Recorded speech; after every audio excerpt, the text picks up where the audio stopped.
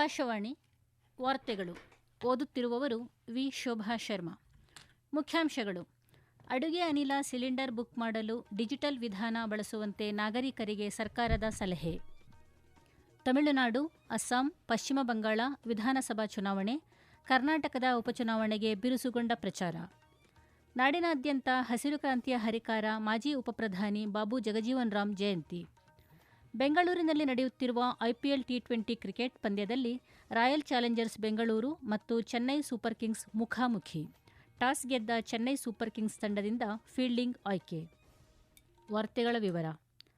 Petrol, diesel ಮತ್ತು LPG ಲಭ್ಯತೆಯನ್ನು ಖಾತರಿಪಡಿಸಲು ಸರ್ಕಾರ ಎಲ್ಲಾ ಪ್ರಯತ್ನಗಳನ್ನು ಮಾಡುತ್ತಿದೆ. ನಾಗರಿಕರು ಅಡುಗೆ ಅನಿಲ ಸಿಲಿಂಡರ್ ಬುಕ್ ಮಾಡಲು ಡಿಜಿಟಲ್ ವಿಧಾನಗಳನ್ನು ಅನುಸರಿಸುವಂತೆಯೂ ಅನಗತ್ಯವಾಗಿ ವಿತರಕರನ್ನು ಸಂಪರ್ಕಿಸದಂತೆಯೂ ಸರ್ಕಾರ ಸಲಹೆ ನೀಡಿದೆ. ವಿತರಣೆ ಖಾತರಿ ಸಂಕೇತ ಆಧಾರಿತ ಅಡುಗೆ ಅನಿಲ ಸಿಲಿಂಡರ್ ವಿತರಣೆ ಈ ವರ್ಷದ ಫೆಬ್ರವರಿಯಲ್ಲಿ 53% ಈಗ 90% ಹೆಚ್ಚಳ ಕಂಡಿದೆ. ಸಮೀಪದ ಎಲ್ಪಿಜಿ ವಿತರಕರ ಬಳಿ 5 ಕೆಜಿ ಸಿಲಿಂಡರ್ ಲಭ್ಯವಿದ್ದು, ಮಾನ್ಯ ಗುರುತಿನ ದಾಖಲೆ ತೋರಿಸಿ ಖರೀದಿಸಬಹುದು.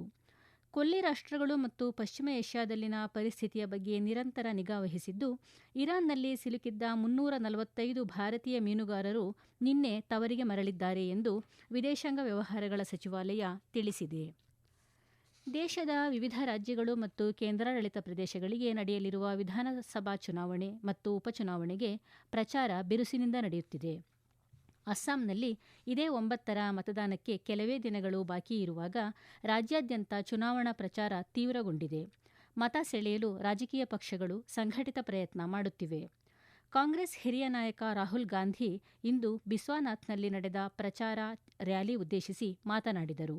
ಮತ್ತೊಂದೆಡೆ ಅಸ್ಸಾಂ ಮುಖ್ಯಮಂತ್ರಿ ಮತ್ತು ಬಿಜೆಪಿ ಹಿರಿಯ ನಾಯಕ ಹಿಮಂತ ಬಿಸ್ವಾ ಶರ್ಮಾ ಬೊಂಗೈಗಾಂವ್ ಜಿಲ್ಲೆಯ ಅಭಯಪುರಿಯಲ್ಲಿ ಸಾರ್ವಜನಿಕ ಸಭೆ ಉದ್ದೇಶಿಸಿ ಮಾತನಾಡಿದರು. ಪ್ರಧಾನಮಂತ್ರಿ ನರೇಂದ್ರ ಮೋದಿ ನಾಳೆ ಅಸ್ಸಾಂಗೆ ಭೇಟಿ ನೀಡಲಿದ್ದು, ಭವಾನಿಪುರ, ಸೋರ್ಭೋಗ್, ಹೋಜೈ ಮತ್ತು ದಿಬ್ರುಗಢದಲ್ಲಿ ಚುನಾವಣಾ ರ್ಯಾಲಿ ಉದ್ದೇಶಿಸಿ ಮಾತನಾಡಲಿದ್ದಾರೆ. ಪಶ್ಚಿಮ ಬಂಗಾಳದಲ್ಲಿ ಇದೇ 23 ಮತ್ತು 29ರಂದು 2 ಹಂತಗಳಲ್ಲಿ ವಿಧಾನಸಭಾ ಚುನಾವಣೆ ನಡೆಯಲಿದ್ದು, ಪ್ರಚಾರ ಕಾರ್ಯ ಚುರುಕುಗೊಂಡಿದೆ. ಪಶ್ಚಿಮ ಬಂಗಾಳದ ಕೊಚ್ಬಿಹಾರ್ನಲ್ಲಿಂದು ಪ್ರಧಾನಮಂತ್ರಿ ಬೃಹತ್ ಸಾರ್ವಜನಿಕ ಸಭೆ ಉದ್ದೇಶಿಸಿ ಮಾತನಾಡಿದರು. ತೃಣಮೂಲ ಕಾಂಗ್ರೆಸ್ ಮುಖ್ಯಸ್ಥೆ ಮತ್ತು ಮುಖ್ಯಮಂತ್ರಿ ಮಮತಾ ಬ್ಯಾನರ್ಜಿ ಪಶ್ಚಿಮ ಬಂಗಾಳದ ವಿವಿಧೆಡೆ ಪಕ್ಷದ ಅಭ್ಯರ್ಥಿ ಪರ ಪ್ರಚಾರ ನಡೆಸಿ ಮತ ಯಾಚಿಸಿದರು. ಕಾಂಗ್ರೆಸ್ ಮತ್ತು ಎಡಪಕ್ಷಗಳು ಕೂಡ ತಮ್ಮ ಪ್ರಚಾರ ತೀವ್ರಗೊಳಿಸಿವೆ. ಕೇರಳದಲ್ಲೂ ಪ್ರಚಾರ ಕಾರ್ಯ ತಾರಕಕ್ಕೇರಿದೆ. ಗುರುವಾರ ಒಂದೇ ಹಂತದಲ್ಲಿ ಮತದಾನ ನಡೆಯಲಿದೆ. ತ್ರಿಪುರಾದಲ್ಲಿ ಭಾರೀ ಮಳೆ ಮತ್ತು ಬಿರುಗಾಳಿಯ ನಡುವೆಯೂ ಪ್ರಚಾರ ಕಾರ್ಯ ನಡೆಯಿತು. ಇಲ್ಲಿ ಉಪಚುನಾವಣೆಗೆ ಬಹಿರಂಗ ಪ್ರಚಾರ ಮಂಗಳವಾರ ಅಂತ್ಯಗೊಳ್ಳಲಿದೆ. ಕರ್ನಾಟಕದ ದಾವಣಗೆರೆ ದಕ್ಷಿಣ ಹಾಗೂ ಬಾಗಲಕೋಟೆ ವಿಧಾನಸಭಾ ಕ್ಷೇತ್ರಗಳ ಉಪಚುನಾವಣೆಯು ಇದೇ 9ರಂದು ನಿಗದಿಯಾಗಿದ್ದು, ಬಹಿರಂಗ ಪ್ರಚಾರ ನಾಡಿದ್ದು ಅಂತ್ಯವಾಗಲಿದೆ. ವಿವಿಧ ಪಕ್ಷಗಳು ಪ್ರಚಾರ ತೀವ್ರಗೊಳಿಸಿದ್ದು, ಬಿಜೆಪಿ ಅಭ್ಯರ್ಥಿ ಶ್ರೀನಿವಾಸ ದಾಸ ಕರಿಯಪ್ಪ ಪರ ರಾಜ್ಯ ಬಿಜೆಪಿ ಅಧ್ಯಕ್ಷ ಬಿವೈ ವಿಜಯೇಂದ್ರ, ಕೇಂದ್ರ ಸಚಿವ ಎಚ್ಡಿ ಕುಮಾರಸ್ವಾಮಿ ಮತ್ತಿತರರು ಮತ ಯಾಚಿಸಿದರು. ಕಾಂಗ್ರೆಸ್ ಅಭ್ಯರ್ಥಿ ಸಮರ್ಥ ಮಲ್ಲಿಕಾರ್ಜುನ್ ಪರ ಸಚಿವ ಎಂಬಿ ಪಾಟೀಲ್, ವಿಧಾನ ಪರಿಷತ್ ಸದಸ್ಯ ಸಲೀಂ ಅಹಮದ್ ಮತ್ತಿತರರು ಮತ ಯಾಚಿಸಿದರು. ಮತದಾನಕ್ಕೆ ಅಗತ್ಯ ಸಿದ್ಧತೆ ಕೈಗೊಳ್ಳಲಾಗುತ್ತಿದ್ದು, ಬಿಗಿ ಭದ್ರತಾ ವ್ಯವಸ್ಥೆ ಕಲ್ಪಿಸಲಾಗುತ್ತಿದೆ.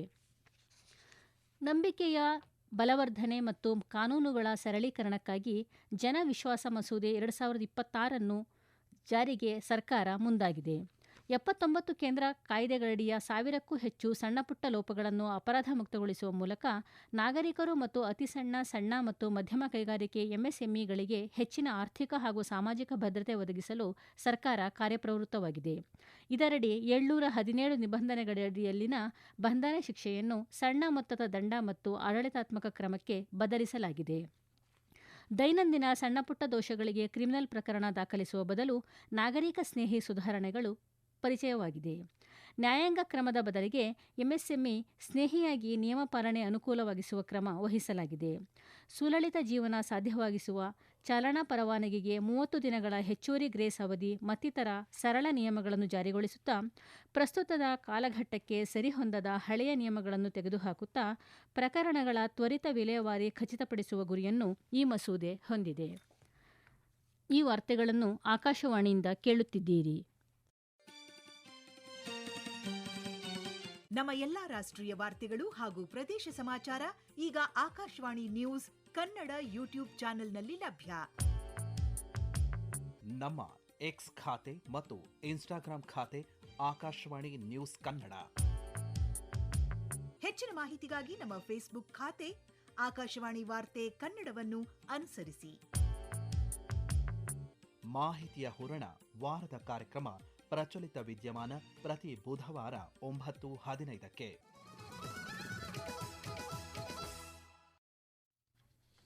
ದೇಶಾದ್ಯಂತ ಇಂದು ಮಾಜಿ ಉಪಪ್ರಧಾನಿ ಹಾಗೂ ಹಸಿರು ಕ್ರಾಂತಿಯ ಹರಿಕಾರ ಡಾಕ್ಟರ್ ಬಾಬು ಜಗಜೀವನ್ ರಾಮ್ ರವರ 119ನೇ ಜನ್ಮ ದಿನಾಚರಣೆಯನ್ನು ಆಚರಿಸಲಾಯಿತು.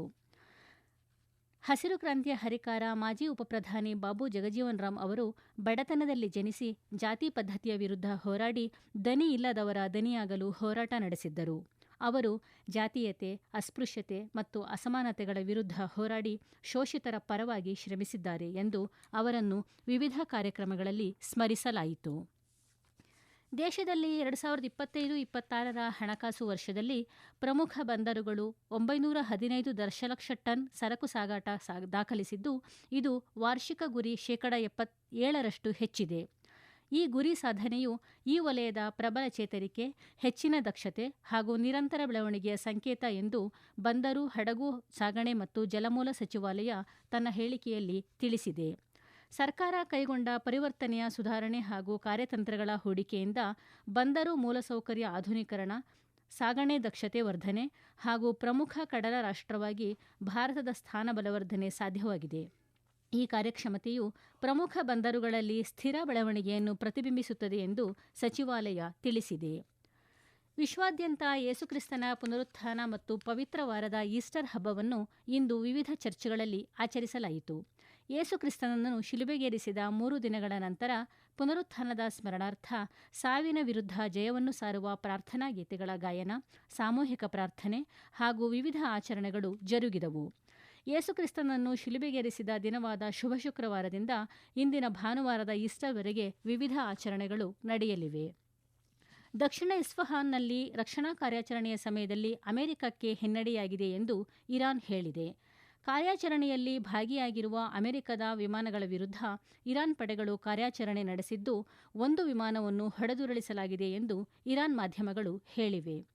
ಪತನಗೊಂಡ F-15 ವಿಮಾನದ ಕಾಣೆಯಾದ ಸಿಬ್ಬಂದಿಯನ್ನು ರಕ್ಷಿಸಲಾಗಿದೆ ಎಂದು ಅಮೆರಿಕದ ಅಧ್ಯಕ್ಷ ಡೊನಾಲ್ಡ್ ಟ್ರಂಪ್ ಘೋಷಿಸಿದ ನಂತರ ಈ ಹೇಳಿಕೆ ಹೊರಬಿದ್ದಿದೆ.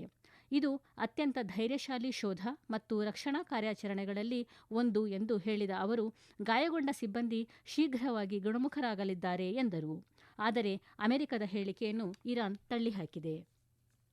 ಹೈದರಾಬಾದ್ನಲ್ಲಿ ನಡೆದ IPL ಕ್ರಿಕೆಟ್ ಪಂದ್ಯದಲ್ಲಿ ಸನ್ರೈಸರ್ಸ್ ಹೈದರಾಬಾದ್ ತಂಡ ನೀಡಿದ 157 ರನ್ಗಳ ಗುರಿಯನ್ನು ಬೆನ್ನತ್ತಿದ ಲಕ್ನೋ ಸೂಪರ್ ಜೈಂಟ್ಸ್ ತಂಡ 5 ವಿಕೆಟ್ಗಳ ಜಯ ಸಾಧಿಸಿದೆ.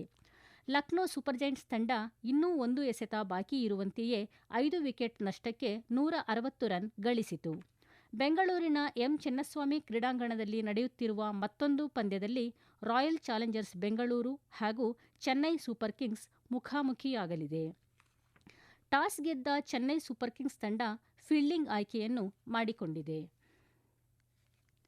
ಕೊನೆಯಲ್ಲಿ ಮತ್ತೊಮ್ಮೆ ವಾರ್ತೆಗಳ ಮುಖ್ಯಾಂಶಗಳು. ಅಡುಗೆ ಅನಿಲ ಸಿಲಿಂಡರ್ ಅನ್ನು ಬುಕ್ಕು ಮಾಡಲು ಡಿಜಿಟಲ್ ವಿಧಾನ ಬಳಸುವಂತೆ ನಾಗರಿಕರಿಗೆ ಸರ್ಕಾರದ ಸಲಹೆ. ತಮಿಳುನಾಡು, ಅಸ್ಸಾಂ, ಪಶ್ಚಿಮ ಬಂಗಾಳ ವಿಧಾನಸಭಾ ಚುನಾವಣೆ. ಕರ್ನಾಟಕದ ಉಪಚುನಾವಣೆಗೆ ಬಿರುಸುಗೊಂಡ ಪ್ರಚಾರ. ನಾಡಿನಾದ್ಯಂತ ಹಸಿರು ಕ್ರಾಂತಿಯ ಹರಿಕಾರ ಮಾಜಿ ಉಪಪ್ರಧಾನಿ ಬಾಬು ಜಗಜೀವನ್ ರಾಮ್ ಜಯಂತಿ. ಬೆಂಗಳೂರಿನಲ್ಲಿ ನಡೆಯುತ್ತಿರುವ IPL T20 ಕ್ರಿಕೆಟ್ ಪಂದ್ಯದಲ್ಲಿ ರಾಯಲ್ ಚಾಲೆಂಜರ್ಸ್ ಬೆಂಗಳೂರು ಮತ್ತು ಚೆನ್ನೈ ಸೂಪರ್ ಕಿಂಗ್ಸ್ ಮುಖಾಮುಖಿ.